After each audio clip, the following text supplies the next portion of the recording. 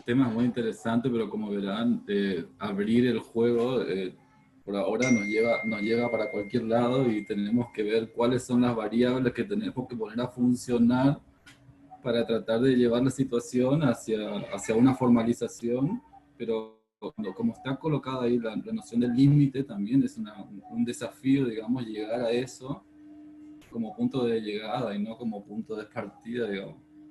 Pero todas las cosas que hay que discutir antes para llegar a eso, me parece que es súper rico la discusión que se puede armar en la clase, digamos. Y también nos interpela con respecto a la forma escolar, digamos, a la gramática escolar, ¿sí? Repensar un poco. Bueno, ya lo vamos a ver en un momento. Yo creo que antes del cierre vamos a abrir todos los micrófonos y Sí, armaremos el vamos a cierre. hacer como un cierre grupal, digamos, y escuchar a ver qué les parece el resto.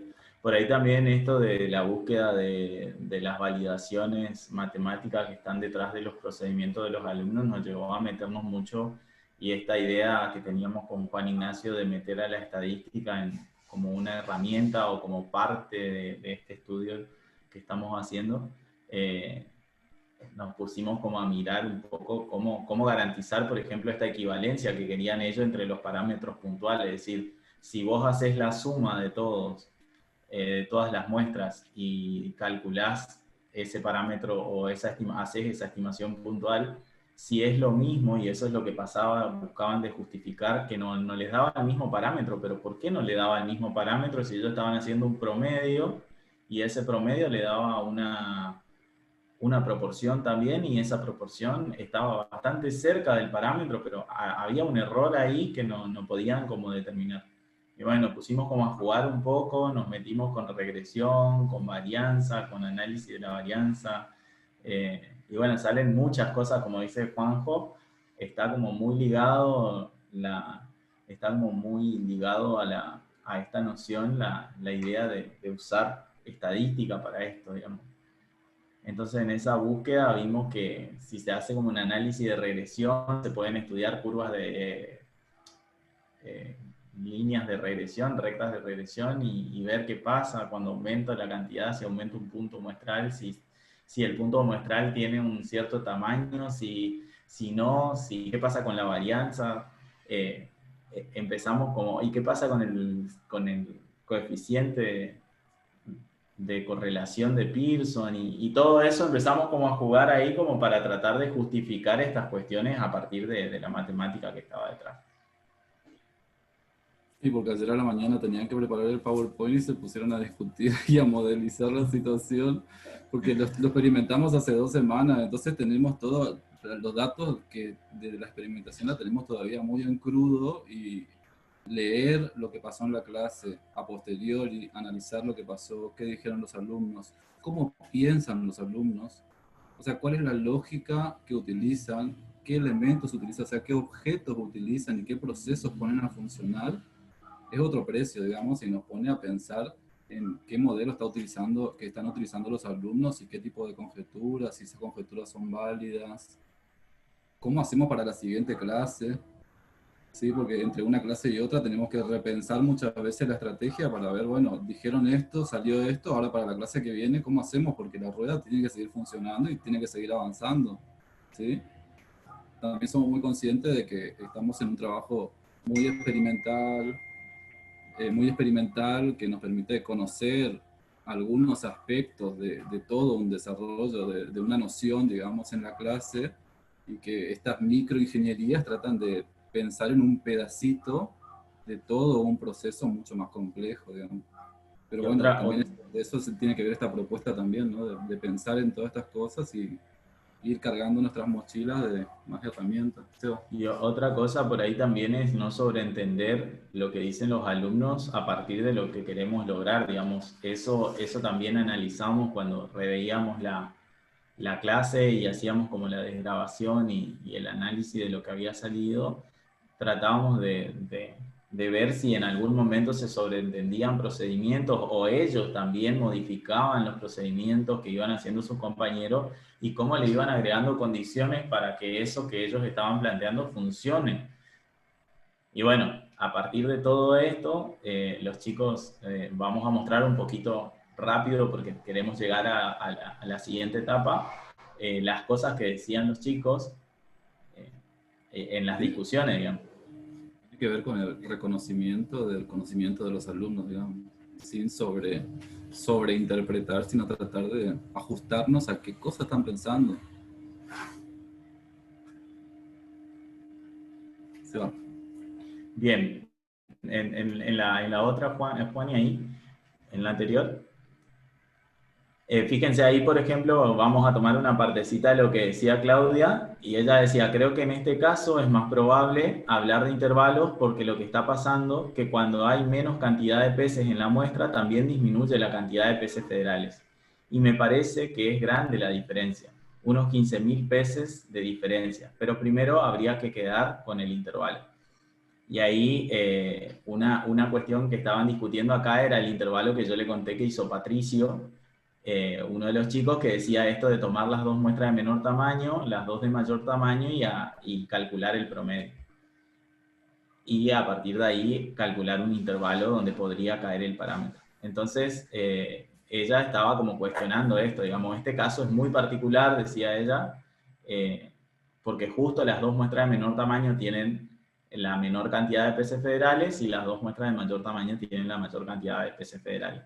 Entonces ella decía, ¿qué pasa si necesito sacar más muestras? Creo que después dice, sí, al que había planteado Patricio, dice, se podría estimar, el tema es que puede que no se aproxime bien con esos valores, por la variación que se está viendo. Entonces, quizás se debiera hacer más muestras, porque si solo se consideran estas 4 muestras, en 2 casos en la que el promedio es próximo al 30%, y el otro no varía mucho, sería como 40, más o menos. Aquí podría estar pasando algo que con estas 4 muestras no se está viendo. Ella está ahí claramente está como diciendo, estas 4 muestras son muy particulares, tienen algunas condiciones, entonces acá puedo hacer la estimación como lo hace Patricio, puedo decir que va a estar entre 30 y 40, pero necesito ver si eso se sigue generando, digamos, sigue ocurriendo, porque lo que habían discutido también antes es que decían, pero si vos tenés muestras chiquitas, la variación es mucho mayor que cuando vos tengas muestras más grandes. Eso fue algo que quedó ahí dando vuelta en el aire, y bueno, acá claramente Claudia está trayendo esto, ¿no? Ahí dice, el intervalo sería, no sé cómo sería, pero yo no creo que haciendo extracciones siga pasando esto, porque justo son 2 y 2 muestras pequeñas, donde es menor la cantidad de peces federales, y 2 muestras más grandes, donde encima varía de 0,1, está hablando de la frecuencia relativa. No creo que con más muestras siga manteniendo eso, sino que no sé si se agrandaría o se achicaría el intervalo, como que sería un poco más preciso. O sea, ella dice también creo que habían planteado en el chat, esto de la necesidad de más muestras para hablar un poco de la precisión, ¿no? Sigue apareciendo el tema de qué tan preciso necesito que sea el parámetro y qué cantidad de muestras necesito para garantizar la precisión de ese parámetro. Entonces, acá empezaban como a tensionar esto de poner a prueba el procedimiento de uno de los alumnos y de ver si esta cantidad de muestra era suficiente o si se necesitaba más. Bien, en la próxima dice, ¿necesitan más muestras para hablar de un intervalo? ¿No se puede dar un número de la cantidad de peces federales que hay? ¿O damos un intervalo porque no nos ponemos de acuerdo con el valor? En ese caso había como varias estimaciones puntuales dando vuelta en la clase, y lo que decían es, bueno, ya que no es yo creo, algunos decían, yo creo que es un valor, pero ya que están dando un intervalo, podemos decir un intervalo donde caigan todos los valores, y bueno, ya nos garantizamos de no discutir los estimadores puntuales. Entonces Erika, que estaba pensando en el procedimiento de la suma que le decía yo, está diciendo, estoy haciendo una comparación de los distintos promedios, así como hizo Agustina, la suma de los peces federales sobre la suma de la cantidad de peces de la red. Y eso me dio 0,39. Y después se le sumó las 2 muestras anteriores, la de la clase pasada, y me da 0,40. Es como que no hay mucha diferencia, digamos, entre una y otra. Entonces yo podría hacer una estimación. ¿Cuál sería esa estimación? Y que al menos entre 39.000 y 40.000 van a ser peces federales. Bien, esa es una nueva estimación tuya a partir de lo que hiciste. Vos sacaste una como hizo Agustina y otra haciendo lo mismo, pero sumando las dos extracciones anteriores. Sí, dice. Acá aparece un nuevo intervalo que lo da Erika y con un procedimiento o una técnica diferente para poder calcular. Ella lo que hace es toma 4 muestras, las 4 muestras que tienen en este problema, y calcula un promedio de relativos, y a partir de ese promedio de relativos lo que hace es estima en la población la cantidad de peces, y hace lo mismo pero sumando las dos extracciones del principio, y dice que con las dos estimaciones del principio le da 40.000. Entonces ella puede asegurar que la cantidad de peces van a estar entre 39.000 y 40.000. Bien, esa es como otra cosa que quedó ahí dando vuelta de si se suman o no las dos primeras, si puedo usar esas dos primeras, porque en principio en la clase anterior habían dicho que necesitaban garantizar que sea representativa y aleatoria, entonces ahí también estaba la duda de si ese nuevo intervalo iba a ser o no un buen estimador para la cantidad de peces federales. Después de esto seguimos charlando un poco más sobre las estimaciones por intervalo y esto de, a ver, hay como un método, se puede garantizar el grado de confianza con el que voy a hacer la estimación y demás. También cabe aclarar que estos chicos son de 4º año del profesorado de matemática y ya cursaron el año pasado probabilidad y estadística también, y por ahí lo que nos decían es, me cuesta mucho traer eso que estudié de estimación por intervalo, estimación puntual, todo lo de probabilidad que estudié, yo sé que está dando vuelta por acá, pero me cuesta mucho ponerlo a funcionar en este contexto. Me cuesta porque nunca lo había pensado desde esta óptica, digamos. Sí, aparte lo estaban pensando, se nos desvirtuó un poco el tema de no poder experimentar con chicos de primer año, entonces al experimentar con chicos de 4º año de profesorado que están cursando didáctica y que tienen un ejercicio ya de hace un año de analizar actividades propuestas para alumnos, en realidad ellos estaban peleando con la matemática, con la estadística, con la probabilidad, pero a propósito de, o sea, de qué cosas puede pasar en la clase, digamos.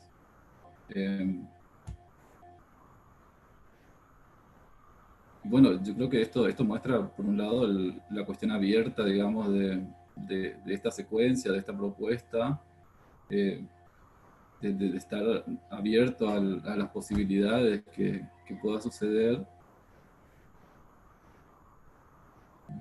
Claro, y a partir de ahí, digamos, bueno, esto fue como un esquema del que hablábamos, digamos, de una situación real, hacernos preguntas de la situación real, pasar a un modelo pseudo concreto, digamos, de la probabilidad, volver a la estadística descriptiva con una experimentación, obtener resultados, sacar una conjetura y después poder dar una respuesta. Era como esta secuencia de pasos las que queríamos también lograr en este trabajo con los chicos, digamos. Sí, y sobre todo pensar en bajo qué condiciones se puede trabajar o se puede pasar de un contexto real a una simulación. Cómo hacer emerger en la clase una simulación que simule a un contexto real, digamos. ¿Sí? Lo cual es súper interesante, pero también es bastante complejo pensar en esa relación, digamos, entre lo que es el mundo real, la representación matemática del mundo y un experimento pseudo concreto que funcione de la misma manera que el real, digamos. Hay un juego ahí que todavía merece analizar con más detalle, digamos. ¿Sí?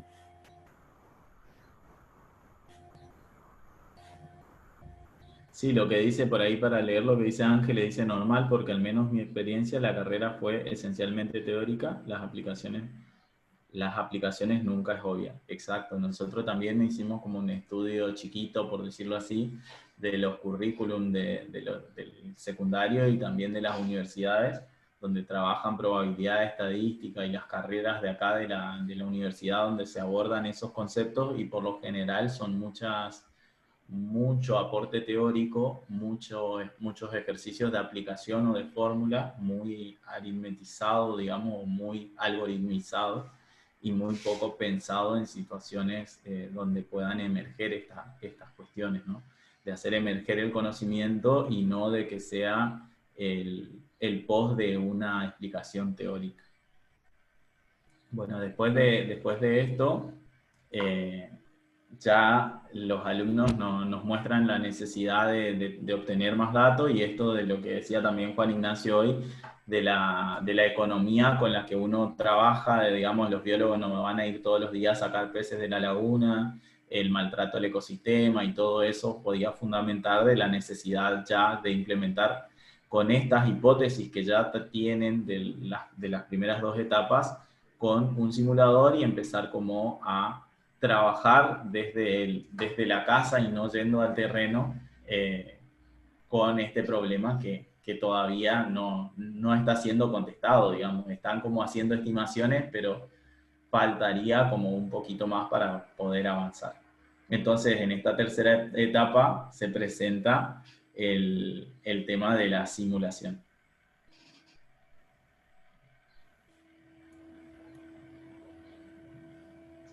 Sí, para una de las cosas, si miramos el cuadro anterior, una de las cosas que pensamos mucho era eso, ¿no? Para llegar a la simulación tengo que tener primero una buena discusión sobre el contexto del problema, sobre la situación real, sobre cuál es la pregunta, alrededor de qué parámetro estoy haciendo la pregunta, ¿sí?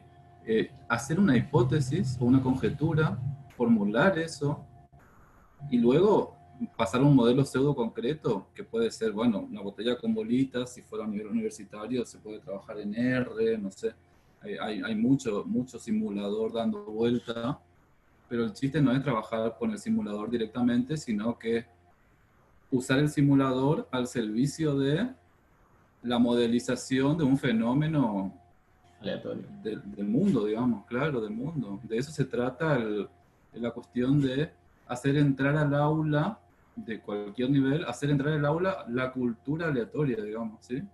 Que sea la cultura aleatoria viva dentro de la cultura escolar o la cultura institucional, digamos, ¿sí? Pero bajo otras condiciones, por supuesto. Liliana pregunta cuánto tiempo. Nosotros hicimos las dos primeras etapas, la hicimos en 2 clases de 3 horas, y bueno, esta tercera etapa ya no nos dieron, ya no tuvimos más lugar porque los chicos de didáctica están con sus trabajos finales de la materia, entonces ya no tenían más tiempo, y bueno, se quedaron también con muchas ganas de seguir viendo, y bueno, le invitamos a la presentación de la tesis y demás, hicimos ahí como nuestro chivo.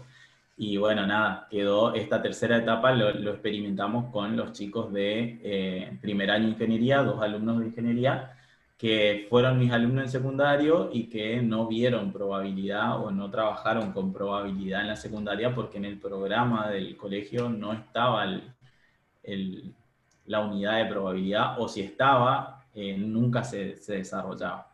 Entonces, bueno, también eso era una de las cosas que me llevó a ver por qué esto no se presenta en la escuela. Entonces, esta tercera etapa la pusimos a prueba en una entrevista con 2 alumnos de ingeniería de primer año.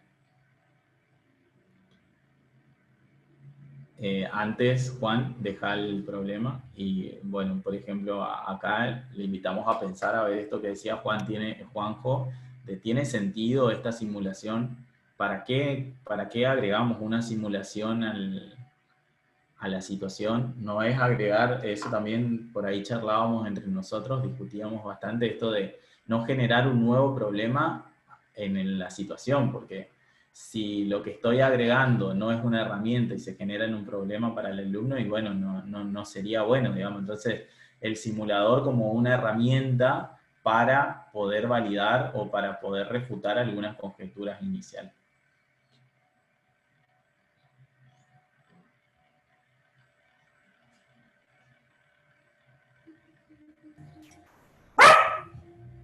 Y que en la experimentación aparecieron cosas como que nos permitieron pensar en otros conocimientos, o sea, conocimientos nuevos relacionados con algo viejo, que era, por ejemplo, la cuestión de la variación. ¿Sí? ¿Cómo funciona la variación en un contexto aleatorio? Y cómo funciona la variación en un contexto determinista, por ejemplo. Que también creo que emergió en las clases, ¿no se va? Sí, sí, La emergió eso en la variación, clase. la variación como la distancia que hay entre una cantidad teórica y una cantidad experimental, digamos. Y cómo esa variación se hace más chiquita cuando se acumulan más tiradas, digamos, o cuando uno tiene muestras más grandes. La Era algo varianza así. de las variaciones tiende a cero cuando la cantidad de puntos muestrales tiende a infinito. Ellos estaban usando eso y bueno, nosotros estamos tratando de mostrar esa conjetura y, y estábamos ahí peleando ayer con Juan Ignacio con eso.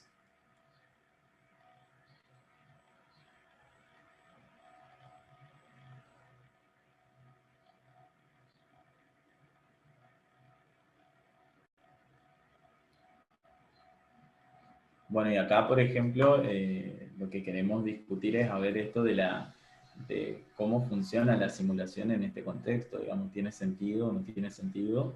Y cuáles son los nuevos desafíos que presenta esta tercera etapa con respecto a las anteriores, digamos.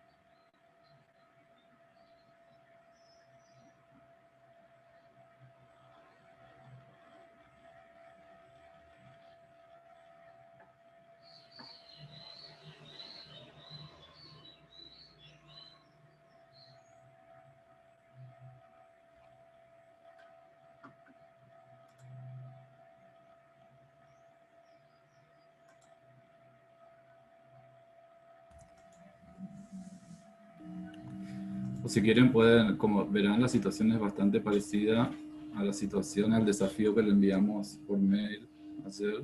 Les hago una preguntita. Ustedes lo estructuraron así. Si hubiera sido abierto, por ejemplo, proponerles cómo usarías el tema de la botella para solucionar, ¿qué les parece? ¿Hubiera sido muy complejo? Pues ustedes acá lo pautaron.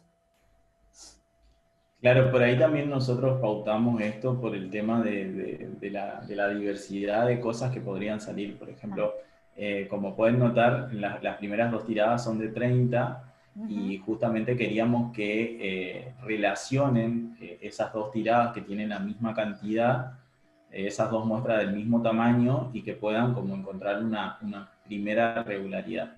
Entonces, por ahí en la tercera, en el punto C, ya les damos como la libertad de que ellos elijan, digamos, porque buscábamos como tratar, sí, también pensamos en esto de decir, ¿por qué 30? Si le dejamos libremente, ¿qué pueden hacer? Porque eso también, o si se hacen tiradas de 5 y se repiten tiradas de 5, que esa también fue otra de las cosas con las que nos peleamos mucho, digamos, decir, a ver, ¿qué habilita que se hagan pocas tiradas? O que se hagan muchas, ¿por qué no hacen 100 y listo? Y analizan esa proporción. Y bueno, también esto que decía Juan, de poder comparar dos razones o dos fracciones con igual denominador, les permitía como, o le habilitaba a decir muchas cosas, digamos, de la botella.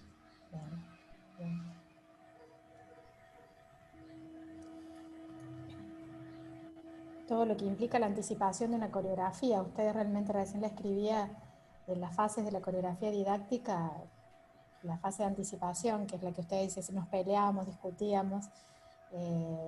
Y esto que vos decías, Juan, también de volver a ajustar después de cada etapa esa misma coreografía externa a partir de la interna. Realmente este ejemplo es un ejemplo clarísimo de todo el marco de coreografías didácticas. Así que está muy claro, digamos, muy claro cómo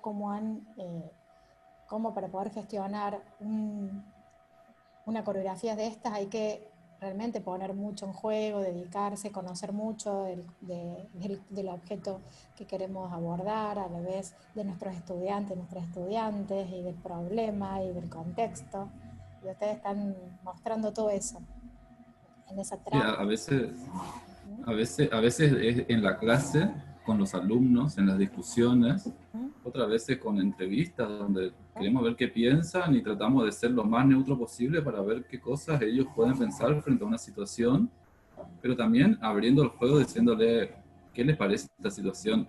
¿Les parece que es factible o no es factible? Pero que lo digan ellos, digamos, que lo digan los alumnos y que nos comuniquen, digamos, y que nos den información para seguir pensando bueno, en este sentido sería cuál es la coreografía más Y además acorde, ¿no? son estudiantes que van a ser profesores. Entonces ustedes Exacto. es que cuando te dicen, cuando vos escuchabas normalmente, uy, pero hay que enseñar didáctica y también tenés que enseñar de contenido. En realidad, este es un ejemplo que vas transitando, no las cuestiones separadas, sino a la vez que vas sintiendo el aprendizaje como estudiante, pensando en la enseñanza y que en un proceso de, digamos, como mezclado, como tiene que ser, porque si no, los estudiantes de los profesorados estudian la didáctica, la teoría de la didáctica, las teorías del aprendizaje, y jamás en la vida se desarrolla la aplicación del conflicto cognitivo, los conocimientos previos, de todo lo que ya tienen sabido en la teoría. Así que esto es un lindo ejemplo, más allá de la probabilidad, ¿no? De cómo vivenciar ese proceso de enseñanza-aprendizaje desde los dos lugares. Sí, está muy presente la cuestión del lenguaje, por ejemplo, y somos muy quisquillosos cuando ponemos un enunciado y pensamos en cada palabra. Si ponemos simulación, si decimos tirada, si decimos ronda, qué significa la ronda, qué significa la tirada, qué relación hay con el contexto. Perfecto. En ese sentido, hay todo un juego de lenguaje. Justamente hay un filósofo muy conocido que es Wittgenstein, ¿sí? Que dice que los límites de mi lenguaje son los límites de mi mundo. Y Exacto. en ese sentido bueno, el lenguaje creo que es fundamental para abrir las puertas a este mundo, digamos, que vive en la sociedad, pero que en la escuela también tiene que entrar y bajo otras condiciones, ¿no? Uh-huh. Y eso lo analizan con los estudiantes, o sea, reflexionan sobre la presentación del problema, después que lo han resuelto. Sí, sí, con los estudiantes hicimos eso, digamos, primero le dejamos que se metan un poco en la situación.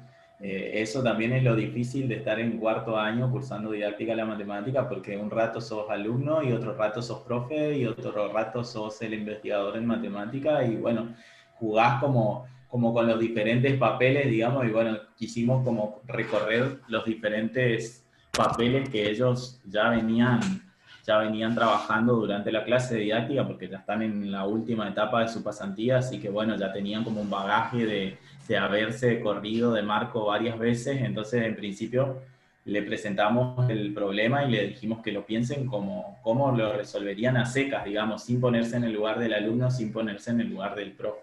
Claro. Entonces eso nos permitió como meterlos en la situación y después sí empezar a ver, digamos, los números que intervienen, las variables didácticas que se eligieron, el lenguaje que se utiliza, esto de decir necesita más tiempo para hacer la otra muestra. Si le sacamos, le agregamos esto, también decíamos que es lo mínimo que tiene que tener la situación o tiene que decir la situación para que alguien pueda hacer algo, digamos, porque por ahí decían ellos, bueno, tiene que decir que la muestra tiene que ser aleatoria y que no se sacó de la mitad de la laguna y que no se hizo de tal cosa y que no, y le decía por ahí la profe de la materia, pero bueno, no van a escribir 5 hojas para que alguien resuelva el problema, se va a aburrir y nunca va a entender lo que le escribís. Entonces, por ahí también la economía y esto de qué es lo suficiente para poder ponerme en situación y poder hacer emerger lo que quiero que emerja a partir de eso. Y se pusieron a decir un montón de cosas que a nosotros nos ayudaron un montón también, porque había cosas, como habíamos dicho, que en el análisis a priori habían salido, y hay otras cosas que a partir de ahí nos empezamos a dar cuenta. Claro, una de las preguntas que uno se hace frente a un problema es cuáles son los conocimientos necesarios y cuáles son los conocimientos posibles y cuáles son los conocimientos necesarios para resolverlo, ¿no?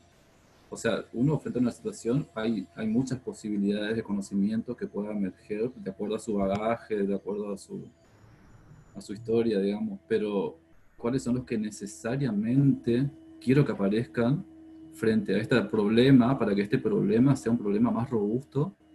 Y ese tiene otro precio, digamos, y ahí estamos pensando mucho y tratando no sé, de proponer nuevas situaciones, digamos, que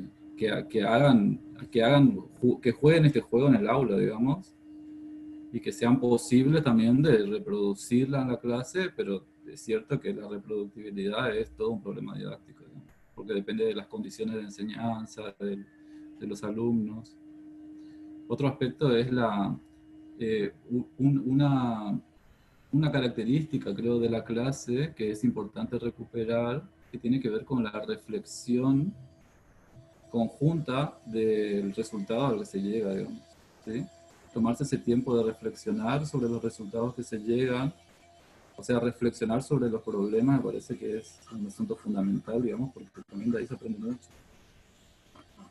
Bien, Ángeles dice, yo creo que la simulación tiene mucho sentido. De hecho, en modelización matemática, el uso de la tecnología para simular o experimentar es un factor más que importante. Si cuando los pequeños han de experimentar con materiales para crear sus conceptos matemáticos, los mayores también. Acá en este caso, en lo que dice Ángeles, lo que nos pasó a nosotros es que cuando con estos chicos de ingeniería de primer año, 18, 19 años, 18 años, no querían que le hablemos, que se pusieron a jugar con la botella y parecían dos nenitos y estaban con la botella y miraban y hacían sus anotaciones, hacían sus registros y, y estaban como muy metidos en la situación. Entonces, en principio decían, ¿qué es esto? Con la botella decían, no, vos me estás, esto tiene una trampa, profe, seguro que tiene una trampa, me decía uno de los chicos. Y después, no sé, le digo, vos fíjate. Y después, a medida que iban experimentando, incluso entre ellos se iban desafiando a ver quién podía anticipar primero la composición de la botella, digamos. Bien, Y entonces, sí, el tema de qué registrar y cómo registrar es todo un tema.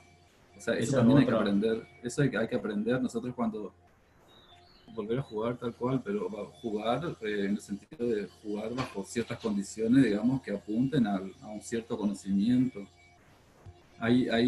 Nosotros cuando experimentamos, por ejemplo, el juego de las botellitas sin contexto de peces, sino solo con las botellitas, con alumnos de primer año de secundario, veíamos eso, ¿no? Que primero hay que decidir de qué manera registrar las tiradas.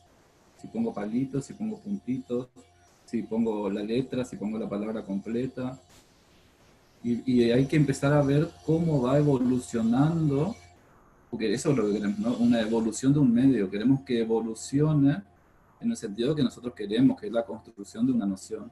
Entonces, cómo evolucionan los registros, cómo esos registros se transforman en números, en cantidades, con un sentido, que esas cantidades se pueden poner en relación a través de razones, pero en un contexto aleatorio, porque ellos formulan una hipótesis, hacen nuevas tiradas, vuelven a refutar esa hipótesis en función o sea, hay también toda una cuestión de razonamiento plausible, digamos. Voy agregando nuevas hipótesis para que mi conjetura sea cada vez más válida, digamos. Hay todo un asunto ahí también de probar hipótesis, de hacer tiradas, de volver a revisar esa hipótesis, de refutar lo que dice el compañero, ¿sí? Es súper interesante y cómo emerge la probabilidad ahí.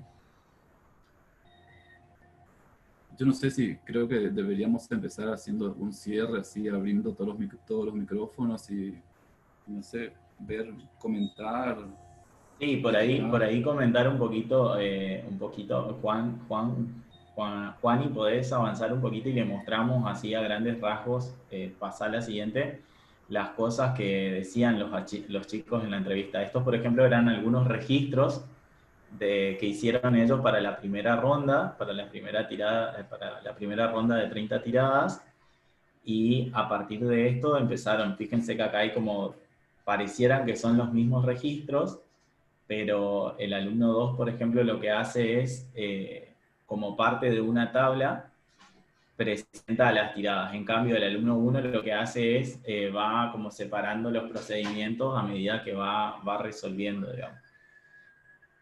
A partir de este procedimiento también uno usa el porcentaje y empieza como a conjeturar ahí de qué pasa si una bolita puede o no puede salir el 30%.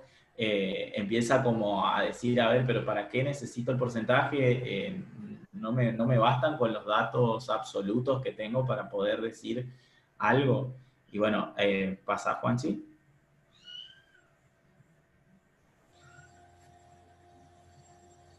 Por ejemplo, en el fragmento anterior, empiezan como a conjeturar y dicen, yo tenía 17 negras y 13 blancas, hasta ahora podemos decir que hay más negras que blancas, podría ser una hipótesis. ¿Por qué más? Son muy poquitas, dicen. Me dice cuántas bolitas hay. Hasta ahora diría que hay muchas más negras que blancas por los resultados que obtuve. ¿Alguna estimación que puedan hacer para la próxima partida? Yo creo que a medida que vamos aumentando las repeticiones, ahí se hace una conjetura y dice se van a ir igualando las cantidades de blancas y negras. Esa fue una conjetura que A2, el alumno 2, digamos, la llevó hasta la tercera tirada, y por más que ya habían elegido como un posible candidato, él decía, no, esto tiene que pasar. Después dice, es por estadística, creo que se puede. Si es una estimación, yo puedo estimar que hay 2 bolitas negras, 3 bolitas negras y 2 blancas. Yo diría que hay hasta 4 negras y una blanca. Yo tuve 21 bolitas negras y 9 blancas. Bueno, yo tuve 17 y 13. Bueno, entonces ustedes están apuntando a 2 combinaciones. Se quedan jugando con la botella. Pero en este paso, pero eso pasa en la primera ronda. Es muy reciente para decir algo, dice el alumno 1. Pero no puede ser más de una bolita. No puede ser que una bolita haya salido 9 veces. Puede ser como que no. Ahora estoy intentando no mover tanto. Acá sería un 20% cada una. Muestra su hoja y marca la cantidad de bolitas blancas que obtuvo en sus 30 repeticiones. No puede ser que una bolita haya salido el 20% de las veces. No es un 30 y pico de veces. No puede ser. No puede que haya salido una bolita el 30% de las veces. ¿Por qué decís que es el 30% de las veces? Porque si haces el 30, no me acuerdo la fórmula de porcentaje. ¿Qué porcentaje querés sacar? El porcentaje de bolitas blancas que sacaste en las 30 repeticiones. O sea, 9 de 30 por 100, sí sería 30%. ¿Y cuál es el problema con que sea el 30%? Y no creo que una sola bolita blanca salga el 30% de las veces. Ahí estaba como buscando de conjeturar o de rechazar la idea de que había 4 bolitas negras y una blanca. Entonces se apoyó en la idea de porcentaje, y esa idea lo llevó a decir, todavía no justificando por qué, pero decía que una bolita no podía salir el 30% de las veces, tendría que ser menor.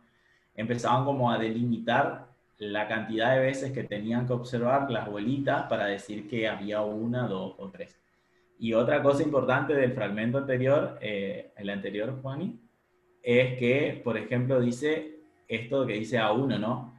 Pero eso pasa en la primera ronda, es muy reciente para decir algo.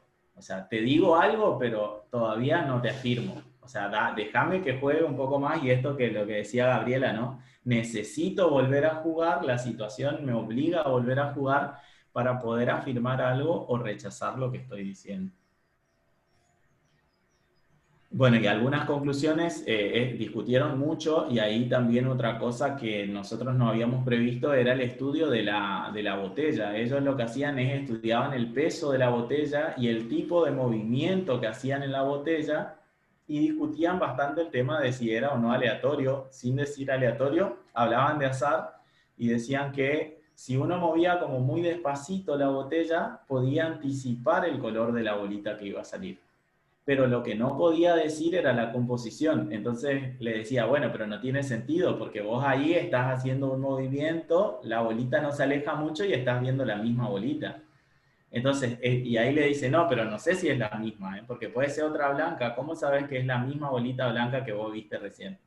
Porque no sabés cuántas blancas hay.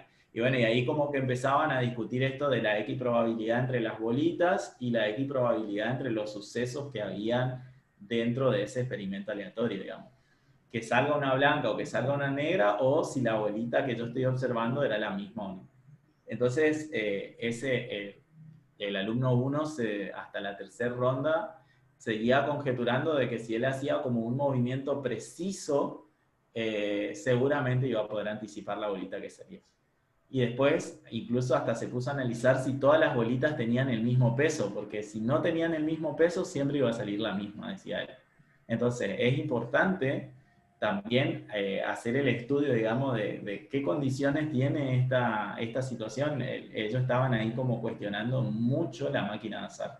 O sea, esta máquina de azar realmente no me está generando algún problema y no me permite ese problema saber la combinación de la botella. Y me decían, profe, esto tiene una trampa, ¿no? Tiene una trampa, no me diga que no, porque no puede ser, acá hay una trampa.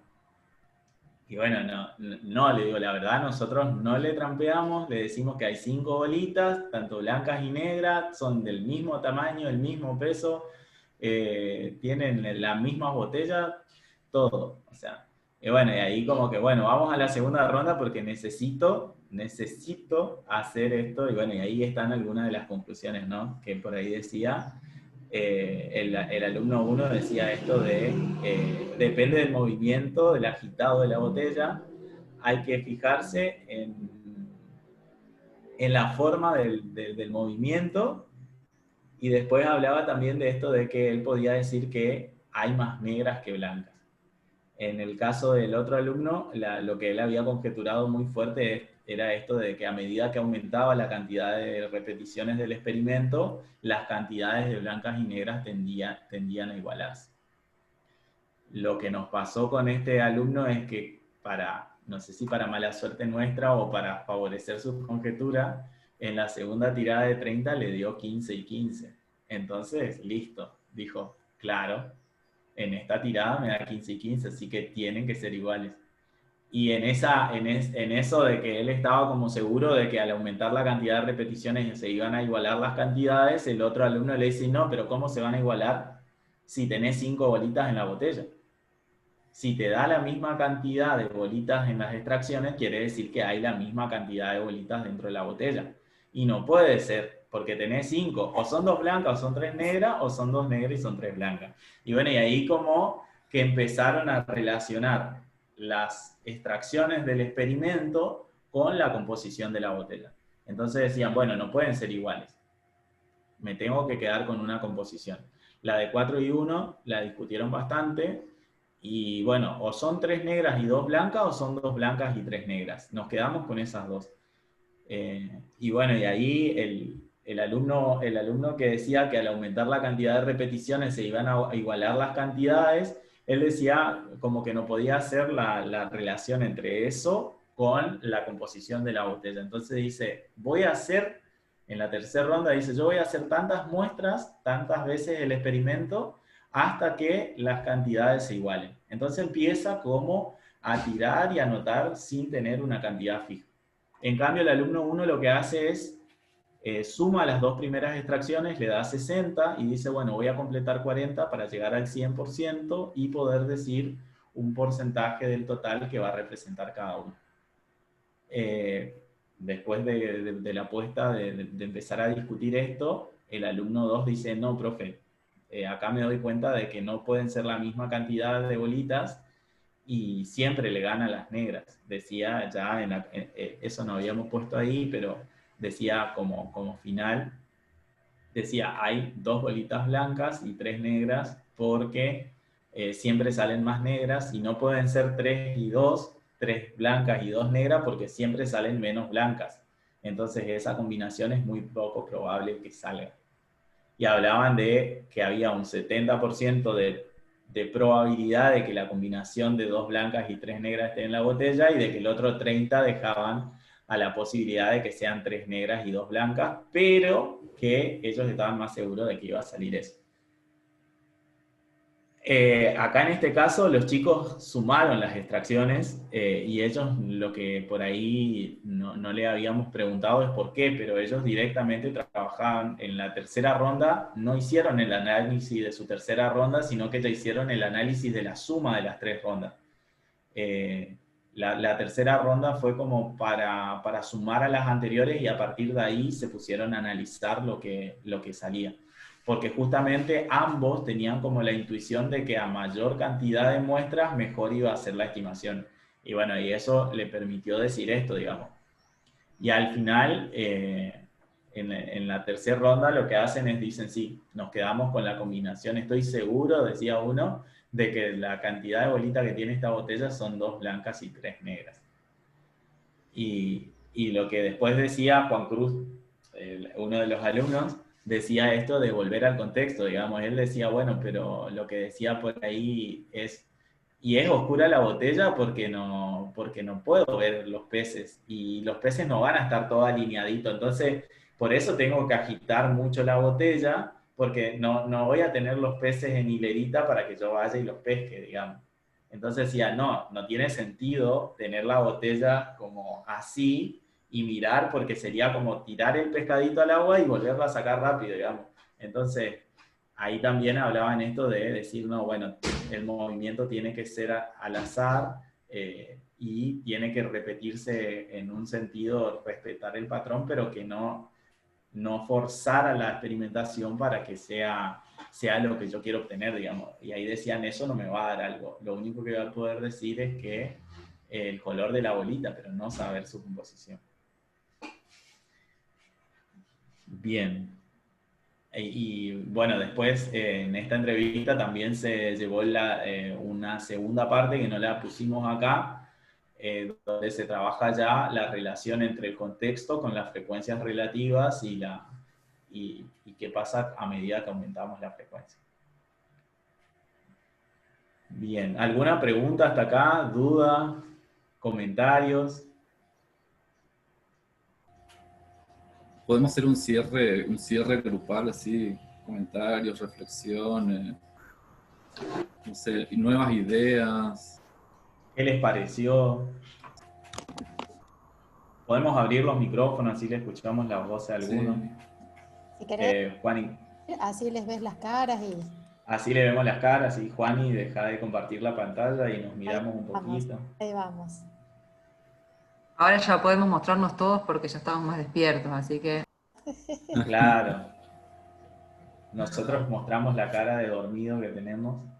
Bueno, empiezo yo para romper el hielo. Bueno, hermosa la presentación. La verdad que hay mucho mucho potente, esto que se dieron cuenta de la botella, que tenía todo su potencial, pero sin el contexto finalmente no iban a lograr lo que lograron al final.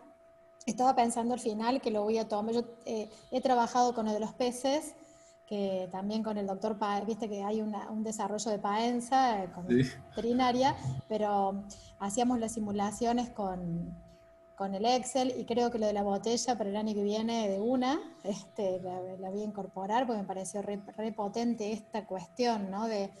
Pues nosotros trabajamos mucho con simulaciones, de que cada uno tiene les cuesta esto de poder identificar la simulación, es decir, o esto que decía, me parece Juan José o José Alexis, de que la muestra es una la que tomo y después termino tomando una decisión con esa muestra. Y cuando vos haces las simulaciones, que generamos 500 muestras, 1000 muestras, y cada uno trabaja con su muestra, todavía no logran, y me parece que esto es para potenciar, para la manera en que lo han presentado, el propio proceso de ustedes. Los felicito a los tres. es para reproducir, reproducir en el buen sentido, viste que reproducir ubicándolo en los contextos de nosotros, potenciar esta coreografía que tiene mucho jugo para sacar, porque después se puede recontextualizar con otros escenarios. O sea que la botella que no estaba tan buena, después tuvo toda la potencia, y también eso que dijiste, Juan, ¿no? Hay cosas que uno hace en un contexto o en un momento de su vida, porque tiene unos marcos teóricos y unas experiencias de vida, y después se dice, pero ¿cómo hice eso? Pero nosotros no tenemos que criticarnos, sino decir, bueno, ¿de qué lugar lo pensé? ¿Cómo lo pensé? ¿Y cómo ahora lo podría resignificar? Animarnos a eso, invitarnos a las y los docentes a eso, animarnos a mirarnos a nosotros mismos, y eso es lo que hicieron ustedes. Así que felicitaciones, un placer, y por supuesto que lo vamos a publicar en YouTube. Te digo, Juan, ¿me autoricé o no me ya lo estoy publicando? Bueno, lo dejo abierto a... Bueno, Juan. sigamos haciendo conclusiones. A ver qué conclusiones, ideas, qué cosas pensaron. Yo quiero agradecerles por la participación, y porque realmente es muy interesante y sí da para seguir pensando en un montón de cosas sobre la misma situación. Así que seguramente lo usaremos el próximo año, y después les contamos qué otras cosas encontramos. Yo los dejo, me tengo que despedir porque tengo que ir a otra charla, pero bueno, gracias por estar aquí. Adiós. Gracias, Liliana. Chao, gracias.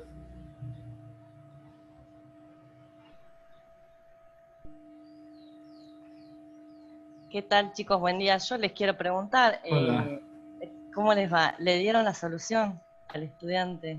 ¿Cortaron la botella, la dejaron abrir? Me muero de la ansiedad. ¿Cuántas había? No, sí, nunca. sí.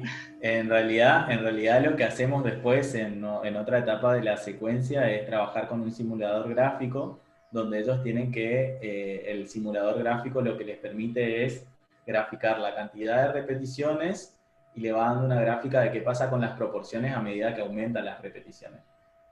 Trabaja de las dos maneras, pueden trabajar con porcentaje o pueden trabajar con fracciones o con una representación decimal. Entonces ahí es como armar la botella equivalente, por decirlo así, pero esto ya es una etapa que viene en la cuarta etapa, cuando ya se trabajó mucho con esto, ya se volvió al contexto, se hizo como un montón de cosas. Ahí ellos en principio tienen como esta conjetura y después van como cambiando de marco y se van afinando como el error de la predicción de la botella a la que ellos se acercaban, digamos. ¿Y qué significa, por ejemplo, esto? En una de las etapas trabajamos el significado de, bueno, tengo una certeza de que hay 2 y 3 bolitas, pero ¿y eso cómo lo significo a ese contexto inicial del cual yo estoy queriendo obtener respuestas, digamos? Entonces ahí los chicos también empiezan, y si hay 2 bolitas, significa que el 40%, y si son tantos, y empiezan como a jugar con eso, y empiezan a ver que sus primeras conjeturas empiezan como a tomar sentido, decir, yo dije 39.000, está como muy cerca del valor que, o sea, bien, digamos, hice una buena estimación, esto de, y se ponen contentos, y bueno, eso es lo que queríamos, digamos. Pero los chicos esto, cuando terminamos la entrevista, nos dicen, yo sé que hay 2 y 3. Ahora decime vos la verdad, ¿son 2 y 3 bolitas? Me hiciste hablar 2 horas y ahora decime, o sea. Claro. Y bueno, nada, sí, le digo, son 2 y 3 bolitas.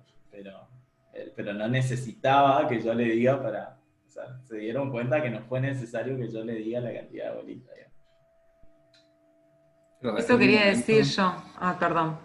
Dale, Juan. No, eso quería decir de lo rico de la propuesta en sí, o sea, de toda la secuencia, de tener esta situación real, el contexto real que se pretende modelizar, de trabajar con la botellita y el material concreto, porque eso también permite observar o materializar esas cuestiones, por ejemplo, qué pasa si la muevo mucho, si la dejo para que caiga la misma.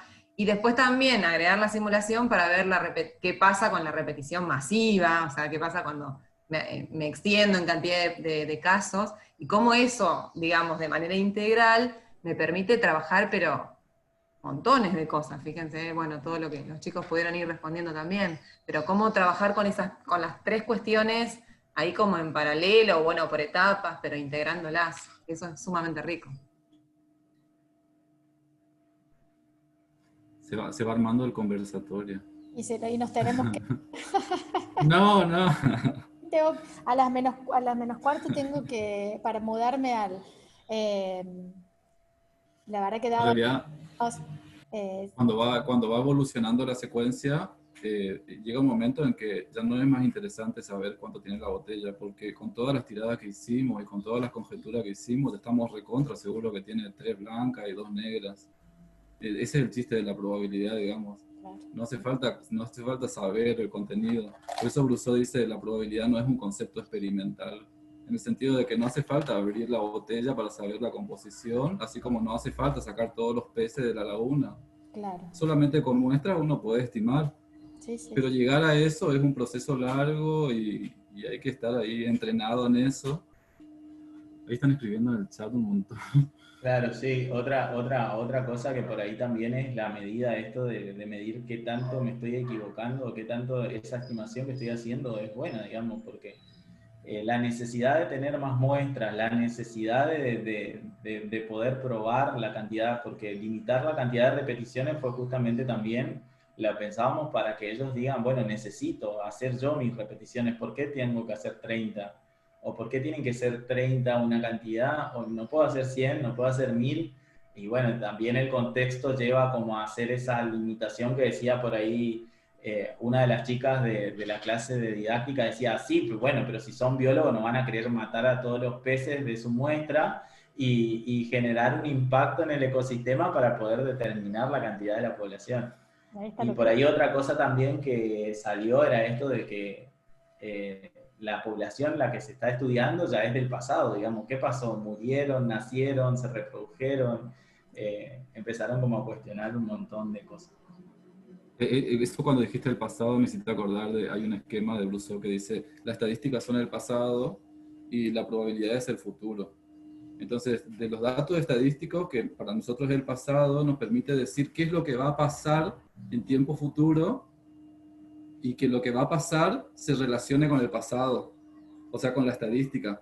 O sea, la estadística te da una información para hacer una conjetura donde va a aparecer la probabilidad, pero a su vez la probabilidad es un reflejo de lo que pasa en la estadística cuando uno manipula los datos, digamos.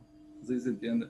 Entonces hay todo un juego ahí que sería el juego fundamental, digamos, las relaciones. Sí, y otra cosa por ahí, Juanjo, que está bueno a charlarlo, era esto de darle significado a los cambios de registro que se están haciendo, digamos. Estamos en un contexto experimental, me voy a un contexto de simulación, después tengo que volver y ese traspaso de un contexto a otro, de ese marco al otro, que tenga como un puente que lleve a trabajar y ese trabajo que estoy haciendo acá después poder inferir otra vez en este nuevo marco y esto que hablaba también Janina de cómo hacemos convivir estos marcos, estos registros en la clase, digamos. Perfecto. Okay. Bueno, ahora sí nos vamos a tener que mudar. La verdad, un orgullo, un honor que hayan estado los tres ahí. La seguimos el año que viene en la tercera jornada. Bueno, que nos quedemos. Obvio. Que la pandemia, oportunidad, que también, tiene cosas que permitieron que saliera a la luz, ¿no? De poder juntarnos de distintas partes, de poder coincidir en este espacio y en este tiempo, que es medio concreto, medio virtual, y en el que estamos todos aquí pensando en la educación estadística. Así que, bueno, Juan José, Seba, Juan Ignacio, muchísimas gracias. Y ya saben que esta experiencia va a ser replicada y después podemos dar información para que publiquen, para que vean en los contextos donde los trabajamos. Y qué bueno esto, ¿no? Estamos generando una comunidad de pensamiento. Esta comunidad en la que podemos nutrirnos, digamos, con una cosita simple, modificarnos, transformarnos finalmente, de eso se trata, ¿no? Espero que se hayan sentido muy cómodos y bueno, ahora a las 12 menos, en realidad 12 menos 10, abro el otro canal, está el panel de los profesionales de la salud, del pensamiento crítico en los profesionales de la salud. Así que bueno, y los espero para que se sumen. Y muchísimas gracias por estar acá viernes a la noche, sábado a la mañana. Y Ángeles y José también sos de España, vos, ¿no es cierto? José, sos de España, de muy tempranito. ¿A qué hora se levantaron? ¿Tipo 5? ¿A esa hora? A ver, ¿qué me dicen acá? Ah, José, sí, claro, José. Ah, no, al contrario, tenés razón. Claro, tienen 5 horas más, son más tarde. Me retaban porque decía que no se iban a levantar tan temprano. Es que el tema es que anoche terminaron tarde, claro. Ese es el tema. Bueno, muchas gracias. Bueno, muchas gracias a ustedes también por permitirnos mostrar un poquito de todo lo que estamos haciendo. Si es por nosotros hablaríamos hasta las 6 de la tarde porque también estamos como muy ensalzados, muy metidos, estamos como con mucha info, pero bueno, también los invitamos a la presentación de la tesis seguro. Seguro, ahí estamos. Vamos a ver si mandamos link para que puedan participar. Muchas gracias por todo, por el espacio. Gracias a ustedes, chicos. Gracias. Adiós. Nos encontramos el otro link de siempre. Ahora, bueno, les pongo igual una musiquita, si no, no me siento realizada. Continúo con la... No te puedes despedir sin la musiquita, Gaby.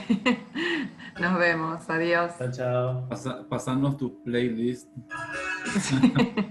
Compartila.